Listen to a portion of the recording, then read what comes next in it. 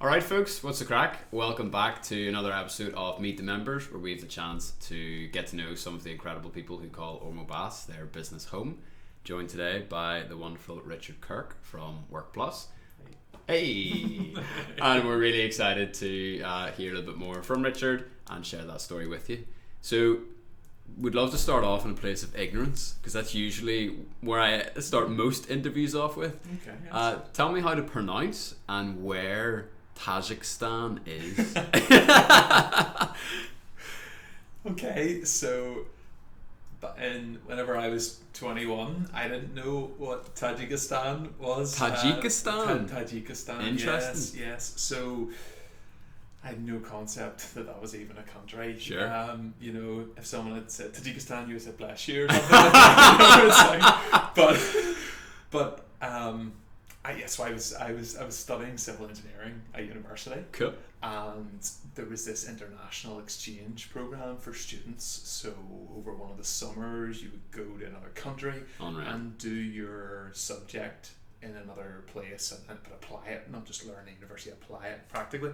So I had applied to this, and it's 22 at the time, and the guy came back to me who organised it from the British Council and said, "Oh, I've got you a place in Hungary," and I was like, "Oh, Hungary, right, okay, no, sounds all right, what's it doing and stuff." And then he showed me the terms and everything. He's like, "And you'll be paid something like 300 florins per month," whatever that. You're and like, sweet. I went home and sort that out. It's like, I could earn more like working in the supermarket that I was working in. Yeah. It's like, so I was really pig-headed about it, like completely pig-headed about it. Went back to him and says, "Oh no, I'm just going to stay at home. Like, I'm going to hang out with my mates. I'm going to work in the supermarket. I'm going to get more money. I'm going to make 600 floor in a month." So that would pay for my rent for next year, and all those kind of like, you can understand how I can rationalise it like that, but it was such a stupid way to approach it. You're 22, you're university, you've got this opportunity, like a once in a lifetime, but it actually was a once in a lifetime. But as we'll probably get into, it's like you're on the conveyor belt, and like it's very, very hard like to feel that you have the space to step away from that, because it's always just like 11 plus, and then GCSEs, and then A level, and then university, and then this and this and this and this and this. It's like there's no breathing space. But keep going, tell me. No, because and those summers and stuff, like, you didn't want to be away from your mates because you thought, "Oh, I'll miss out on something. Something will happen." And invariably, it'll be like, "Oh, we went to the cinema one night." Yeah. We played darts and snooker twice a week, and then played Xbox the rest of the time. So that was my reasoning, and I was so pig-headed about it. Honestly, I look back and I still know the guy who organised it, and every time I see him, I'm like, "I'm such a jerk. I'm so sorry about that." But anyway, it kind of, a couple of weeks went by, and I was like settled and stuff, and then he phones me out of the blue and says, he's like, "Rick, I've got this other position for you, right? I'm just going to throw it out left field, Tajikistan." And again, I was like, "Where's that?" I had to like go and like get the atlas out and try and find it. And he's like, "It's working for a French aid agency, and it's a country which had a civil war after the Soviets left." Crazy. So it's kind of right on the border between the old Soviet Union and Afghanistan. Wow. And it's sort of a mixture of communism but Islam at the same time. And there's an identity issue. So the USSR pulled out. They had a civil war sort of mid-90s, late 90s, I think. And then they just destroyed the whole country, and then they were starting to rebuild, and the EU were putting a lot of money into aid agencies, and there was an opportunity to go and work on sanitation projects. So wow. I can't actually remember the whole sort of logic behind it, but I just thought to myself, "Wow, this is going to be unbelievable, and an unbelievable experience." And it just sort of, the whole Hungary thing was like, "Yeah, that sounds fine," but this just really stood out for me. So I said yes, and it was a fantastic experience. I got to go and live in a country for 3 months that, in the capital, was building a water park to try and increase tourism, but 30 miles down the road, people were drinking water that looked like milky tea. And for me, like, I've been doing civil engineering for 2 years at that point, and most people don't know what civil engineers do, but it's a really broad profession where you get to improve people's lives. That's what I found out, essentially. And in sanitation in particular, you actually save more lives than doctors. And I don't make that, like, I'm not just saying that to rile the doctors. No, but it's really, it's like, if you think about the process of people getting sick from waterborne diseases, we're the upstream part of that, in terms literally. of like, literally. So what we did was, there was a project which was there before I came, where they were drilling down for new hand pumps. So this was giving a village the first time clean water supply. Wow. And I was coming along, doing some of the checks on those, doing the water quality sampling, the monitor, doing health checks with the folks in the village. And folks, they were, these were people living in mud houses. Yeah. And again, 30 miles up the road, they're building a water park and apartments. So there's a real dichotomy in the whole country. It had been really, the Soviets had obviously used that a lot because it's quite high, and there's a lot of like reservoirs and dams and stuff for hydroelectric power and stuff. Cotton was massive. This is like 2004, so the US were in Afghanistan at that time. I'd just gone in, obviously, and for a couple of years. And like, there was one night I was like staying in this place called Pyang, which is it's this most southern town or village probably in Tajikistan, and there's a river beside it, and then on the other side of the river is Afghanistan. Wow. And Pyang is Tajik for five, and it's like these five rivers come together, and it was just like, I was just sitting one night looking out like at these poppy fields on the other side, just like going, oh my goodness, like I'm like this close to what's going on, everything in the news and everything. But I guess what you find is, you were going to people's homes a lot, people were inviting you in, hospitality was awesome. And I think we do find that, like, no matter where you go in the world, there tends to be people who are really keen to bless you, and I got that everywhere I went, and it was just a real generosity of spirit, and like literally people were like putting all their food out onto this, and we didn't sit at tables, we sat on the floor, and then and they just put out all their food, and like I was like, is this what they usually eat? And it's like, no, this is just their sign of saying thank you to you for what you're doing. I was like, I'm not really doing it very much. Like other people put them in, it's like, no, they're just so glad to have clean water. And so so that for me was Tajikistan. It was really great. Like I it's kind of like I learned Russian when I was there. Just GCSE level or something. I could write a postcard home, that sort of thing. But it was fascinating, and just a really lovely opportunity to meet some great French people who were working in that. I did A-level French and stuff, so it was a great chance to sort of just to get alongside those folks, and and also just stretch myself. Like I grew up in East Belfast, never really left East Belfast until I went to Queen's, and then started meeting people from outside East Belfast. Like, people out there. What do you mean for mana? I know it's such a greenhouse time. I think that period between sort of 1821 and whether you're an apprentice or studying a degree or going to college or even working at that stage of life, you're just getting so many experiences, and you want to have it. And I guess it's been a bit of the frustration I get over the last couple of years, and especially with COVID, to have been, missed those milestones of doing a driving test, or, going to university, doing an apprenticeship, all those things, all those moments. I just feel really sorry for those guys who have gone through that in the last year.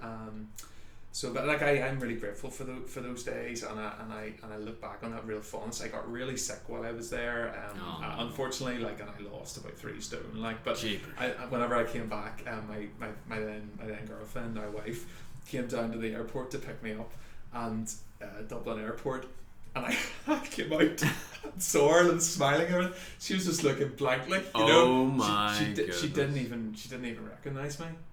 That's carnage. It was like that is carnage. It was just like the horror on her face to see me. Like it was really gaunt and everything. My hair was really long, so I had a haircut in 3 months. But listen, it's one of those things. It's one of those things you look back on. You're really glad you did it. I'm not sure I would want to go back and do it with our whole family just yet, but I'd certainly be encouraging my kids to do things like that whenever they're a bit older. So there you go. Cool. So I did a lot of clean water stuff while I was there, and then I worked as a civil engineer and did sewage. I did the other side. Yeah. Once the water was consumed, which is also important. Let's be honest. So that's interesting. Yeah. I mean, that sets a lot of context. I didn't know any of that, which is one of the reasons why I love doing these. It's taking up our whole time talking about that. Yeah, guys, thanks so much for checking out this episode about Tajikistan. So talk to me about so you mentioned the upstream, and this desire, I suppose, to solve problems maybe even before they become problems. Mm-hmm. So use that as a pivot foot into why you started Workplus.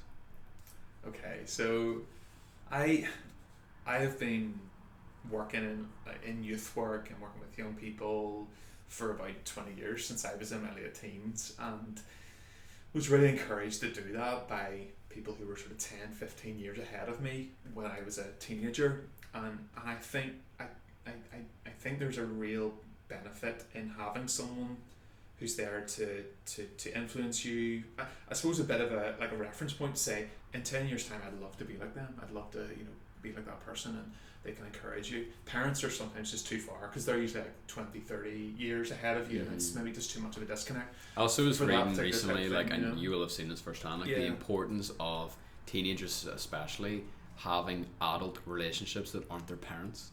It's like I always think the role of an uncle or an auntie is just this beautiful hybrid of a brother and a father, or a mother and a sister, and they can kind of speak in far different ways than your parents ever could. Yeah, and I'm seeing that now, with a 10 and 9-year-old. You're like, no. At times I talk to them, and then I just hear this echo coming back in my voice, going, "Oh my goodness, my dad would have said that to me." This morning I was like, don't say that to me, or exactly, So, listen, it's that I've seen, in youth work, I love seeing young people flourish, whether it's socially or academically or in work or whatever. And with Workplus, it started for me about 6 years ago. So I worked as a civil engineer for about 7 or 8 years, did my exams, being a chartered engineer, all of that stuff, and really I like that because I'm a kind of technical sort of person, I like maths, physics and all that stuff, but it actually was almost too technical for me. I suppose I'd been able to kind of develop skills and have exposure to things like public speaking, or doing coordinated work. So I was bringing together industry at times to try and get them to do things together, and cat herding, I suppose, is probably the technical term for it. and I actually found I really enjoyed that, trying to understand, walking by in lots of different people's shoes, and then trying to think, right, okay, well, what's the one thing they all have in common that could really be we could work out together. And because none of them are going to solve it themselves, and actually sort of early careers talent was a big challenge. Some of the companies were saying, people are coming out of university, they're maybe academically minded, they've got the learning, they've passed exams, but they've forgotten things from first year, and we need them to be this right now, and we're having to pay our own money out of our own budget to then retrain them to what we need. So I heard that in quite a few places, and then went back to the group and said, listen, what about apprenticeships? And the guys were like, what about apprenticeships? Sure, that's kind of like hair and beauty, motor vehicle, carpentry. We don't really need though. Yeah. Well, yeah, it is, but there are these opportunities to develop new apprenticeships, which can be in some cases right up to master's degree level. Yeah. And it comes back to that idea. If you think of it like a series approach, so we leave school, we go to further education or higher education, and then we hopefully get a job. It's like a boom, boom, boom. You're kind of going in a series. What we do with an apprenticeship is we take the work and the FE or HE and then put them in parallel. Yeah, so which makes so much more sense, because it's a really, really long journey that people walk on from P1 to graduating university with a master's, and people kind of accidentally put themselves on this path that they maybe in the end don't actually want to be on, but you only find that out once you've put in 8 years of your life. Do you know what I mean? Whereas if you my wife's German, and people are always kind of raise their eyebrows at Jackie, because Jackie started working in a hospital when she was 16, because the way Germany did nursing or does nursing is the same way we would do plumbing. it's like, okay, you're 16, great, leave school, Yeah. come work in the hospital, we'll train you, you'll do your degree as part of working in this hospital, and then, you know, at the end, you're now a nurse, but you're working the whole time. And I'm like, mate, that's genius. You know what I mean? I think we kind of lost that.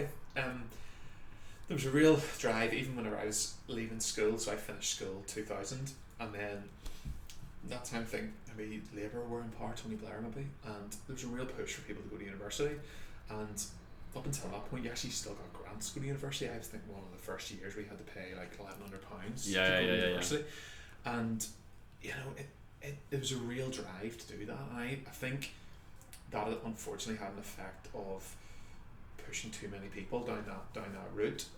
Now I completely get this, and my wife is a humanities and arts graduate, and I know there's a place for everybody, and I'm grateful for her and her look on life and how she approaches things, because it brings a real clarity and colour to everything.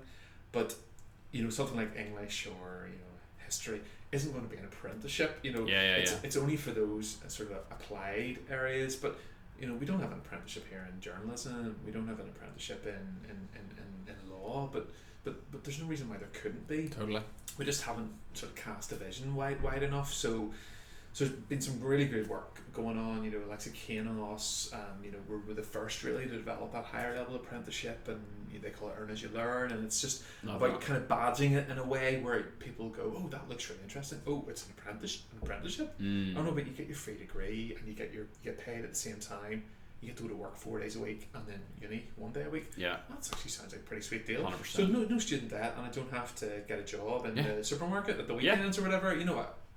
So I can have a weekends free to go and spend my money or whatever, and you know, so or if you're very practical, like you probably would have been, you know, you're like, you know what, at the end of these 4 or 5 years here, I know with some other savings, that could be a good down payment for a wee house. Or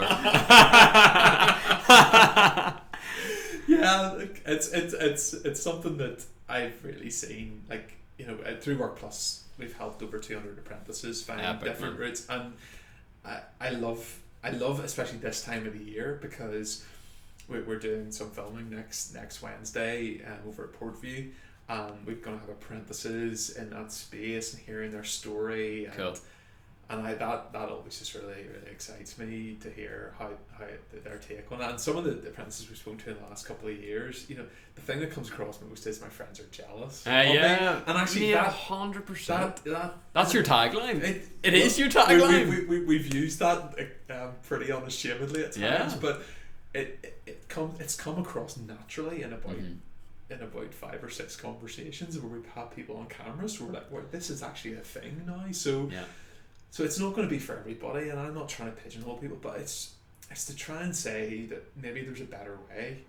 And one of the things we do is, you know, so we know for young people, and actually I'm talking young people a lot here, Matt, because that's where my background has been, but apprenticeships could be for people who are trying to retrain from another sector. So imagine you're in a career, maybe in retail, hospitality, somewhere where you don't feel you're going anywhere, or maybe COVID has hit that sector. How do you move to, you know, another IT company comes here, ASOS is on its way or whatever. How do you move to that sector? Well, without doing a 4-year master's program? You've got to come off that ladder. You maybe have your commitments with a mortgage or your rent or your family, maybe, you know, 30s, 40s, whatever. And you've got to then go, as you say, pay for that yourself, and then with the hope of a job at the end. What we're trying to do is create that apprenticeship pathway, which means you can jump across from one ladder to the next. You might need to take a bit of a drop in salary, but some of the degree apprentices that we've helped place, they've started at 19,000, and some of them are in the 30,000s after a couple of years with a company car and all these benefits, because the companies see real value in it. And the good news about it as well is that 95% of the apprentices that we've helped these companies find are still with them, because they're more kind of sticky, I guess, to use that awful term. But that's been really rewarding for us to see that. And we know that for young people in particular, they're not the only, as you say, the uncle, the aunt, they affect those influencers, the parents, the schools, their principal. So on that side, on that sort of supply side of it all, we're working with parents. We do events each year called Meet the Parents, and it's really good actually, because it gets parents of apprentices on a panel, and then we invite parents along to it. So they need role really models. Smart. That is really smart. Because it's not that they're the decision makers, but they're huge influencers in the decision for a lot of young people. I've read enough research to know actually it's mostly mum that has the influence, and we try and load it with mums, and then there's a lovely line actually. We held it here at Ormo Baths before COVID, and one of the dads on the panel just said, like, my son, he's working in this company, he's got this salary, and he's got a company car, and he's got these career prospects and all this stuff. And all the parents were going, oh, that sounds really good. But then he just said, but tell you what, he's just so much more contented these days. And that was the moment where you could just sense in the room, and parents were like, oh yeah, that's exactly what we want. Because like about all the other stuff. Yeah, because it's a rare breed of person that just like loves academia. Like they go into academia probably in the end of it, but like school is not for everybody, and that constant like classroom environment is so unfair for a lot of different learning types and a lot of different personality types. So the fact, like, no wonder like people are more contented whenever they're actually like boots on the ground somewhere, you know. Yeah, it's cool. Yeah, and it's playing to, we've heard, like, we're working with Liberty IT, and one of our apprentices said, like, I just don't learn as well from books as I do from applying it. Yeah. And it's that there's a lovely rhythm with an apprenticeship where it's that 4 days in work, 1 day at college or uni, back to work, and then and actually even the lecturers are noticing that it's good for them. Because whenever you, as a lecturer, you get all these placement students back from a year out or whatever, it's like, wow, where did you come from? Yeah. But that's happening every week now, and they're able to tap into what's going on in the industry, because you'll get guys coming in and go, well, actually, we don't really do it like that, and this is how we do it, and this is why, and there's that. Everyone can get a little bit smarter, I think, through it all as well, and I think government has recognised that as well. They've put more incentives in place for employers, and they see it as a way of for young people, but also for helping the people retrain to other. That's actually where I was going next. So like, and this is probably a big topic, but like in as short a shell as you can manage it, how do you make money? How does Workplus stay alive? Well, it's where the value is, really. The value is mostly with the companies that we're working with. Yeah. So they need really good people to grow their businesses, and we help them we've got a network of companies, so they learn from each other, because only 10% of employers in Northern Ireland hire apprentices. Yeah. So they're a rare breed at this point in time. We're obviously trying to grow that other 90%. Yeah. But the 10% are learning from each other. So we have HR managers and directors from competitors in our room talking together about how can we make this a better experience for an apprentice, how can we learn from each other. So there's that idea of we create this network for them, and then we're essentially a marketplace online. So the companies are the demand side, they create the opportunities, and then we run 2 campaigns each year to make it easier for people to apply. So currently maybe one company has their campaign and they turn their talent light on, then someone else turns the light on a couple of months later, but you missed it because your careers teacher didn't pass on the email or something like that. Yeah. Whereas what we're trying to do is create that platform which is like a UCAS for apprenticeship. So it's bringing all those lights together in one place, backstage, and then pull back the curtains, turn on all the lights, and it's so bright you can't miss it as a parent, careers teacher, principal, young person, someone retraining. Yeah. And it makes it easier for them to apply, so they're only having to apply once, really cool. But then can apply to lots of, they're filling out one profile and then applying to individual apprenticeships with these different companies, and then the companies can see the talent pool and then shortlist, and it's all coordinated, because that's why things like UCAS work really well, because it takes the pain out of it for people, because it's all coordinated. Yeah. And we try to do the same to the apprenticeship system. So we've actually just started to talk to organisations outside Northern Ireland as well, which is really interesting. So we're looking to work with local authorities and even some large universities about actually using our platform that we've developed to solve our problem here as we coordinate this system to use as a license model for those organisations. So that, again, even if you'd spoken to me 9 months ago, I might not even have thought of that.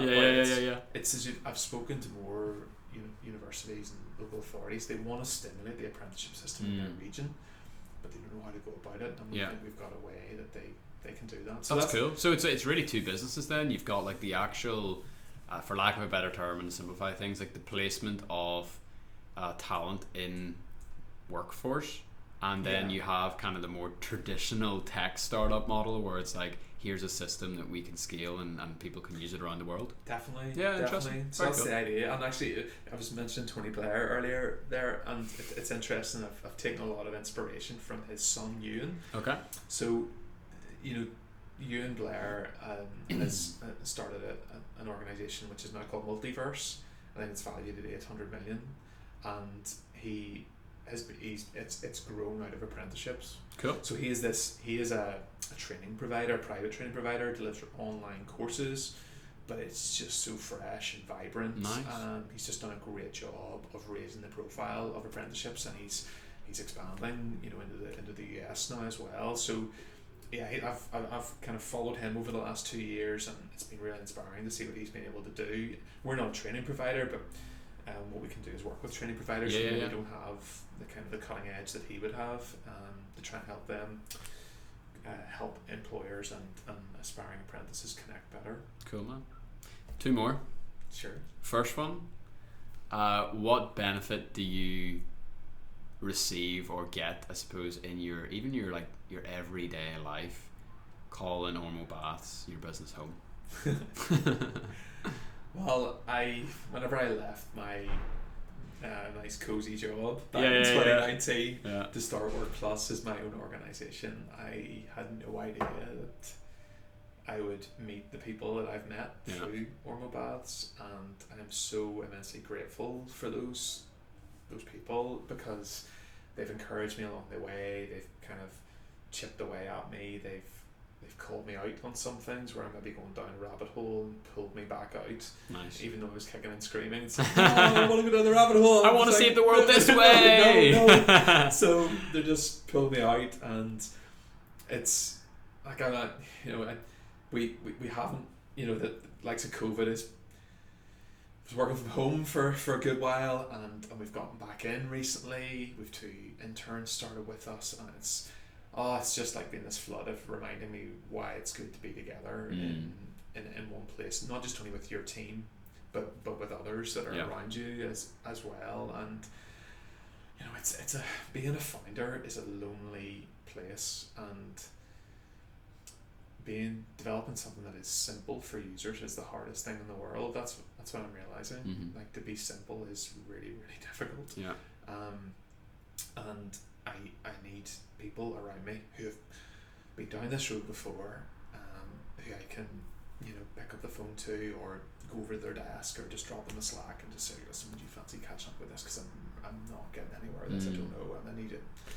And Ormo Baths has been the place that's happened for me, and I joined as just as a place to essentially sit with my laptop. But because I wanted a roof over my head and not to be at home back in 2019, but I soon just became aware that there were people here that I could learn from, people I could also do business with as well. There are people in the community who have provided services for us to help us grow our business as well. And also to mentor us as well. Brilliant. So I'm really grateful to Claire and the team for setting all this up and keeping it going, and they've done such a great job, and we just love being here. Awesome, man. Very cool. I always love getting to that part of the interview. It's always just so, like, I don't know, I find it a bit emotional or something. It's nice. Final question then, Rick. I never knew you went by Rick until today. If you could go back to Richard, let's say when he lands in Dublin Airport, 3 stone lighter and about 8 inches longer in the hair department, what sort of advice would you give to him before you kind of have set out on this, we'll call it, entrepreneurial journey? So sometimes you hear people say, "Oh, follow your dreams, follow your passions, follow your heart." I'm not really into that. I would just say, get people around you who can tell you what you're good at. Mm-hmm. Be honest with you about your feelings, and work on both of those things. So work really hard to master the things that you're already showing an aptitude for, and get real about the fact that you have, you know, dark spots in inside you, you know. And I've been really fortunate to have guys around me who have done that, you know, as part of my church community, and just my, you know, close friends that are able to speak into that as well. Being held accountable, I think, is really important for us, and it's something that I would say to myself, just be open to being accountable. Like that pig-headed, turned down hungry, just thought I knew best. But I totally didn't, and I was so pig-headed about it all. Just be humble, but also recognize the gifts that you've been given, and do something with them. And allow, as a Christian, to allow Jesus to deal with the rest, deal with those bits that aren't as savoury. That he can, a good way to put it. He can transform you, you know, and